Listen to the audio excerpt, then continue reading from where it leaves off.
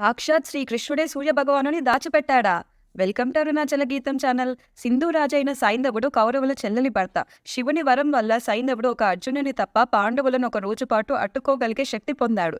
13వ రోజున అతను పాండవులను పద్మవ్యూహంలోకి ప్రవేశించకుండా అడ్డగించాడు. అక్కడ అర్జునుని కుమారుడు అభిమన్యు చిక్కుకొని చంపబడ్డాడు. అభిమన్యుని వధకు ప్రతీకారంగా అర్జునుడు సైంధవుని మరుసటి రోజు సూర్యాస్తమం లోపల చంపుతానని, లేదంటే ప్రాణాలు తీసుకుంటానని ప్రమాణం చేశాడు. కౌరవులు సైంధవుని దాచి ఉంచి అర్జునుడు సైంధవుని చేరకుండా వ్యూహం పన్నారు. సమయం మించిపోతుందని తెలుసుకుని శ్రీకృష్ణుడు తన సుదర్శన చక్రాన్ని సూర్యుడికి అడ్డుగా ఉంచి సూర్యాస్తమం అయిపోయిందనే భావన కలిగిస్తాడు. సూర్యాస్తమం అవ్వగానే కౌరవులు వారి వ్యూహాన్ని సడలించగా సైంధవుడు బయటికి వస్తాడు. అప్పుడు కృష్ణుడు తన సుదర్శన చక్రాన్ని సూర్యుడి ముందు నుంచి తొలగిస్తాడు. అర్జునుడు పాశుపతాస్త్రం ప్రయోగించి సైంధవుడి శిరచ్ఛేదం చేస్తారు. Don't forget to like, share and subscribe Arunachala Geetham channel. అందరూ జై శ్రీకృష్ణ అని కామెంట్ చేసి మీకు ఇంకా ఎలాంటి కథలు కావాలో కామెంట్లో తెలపండి.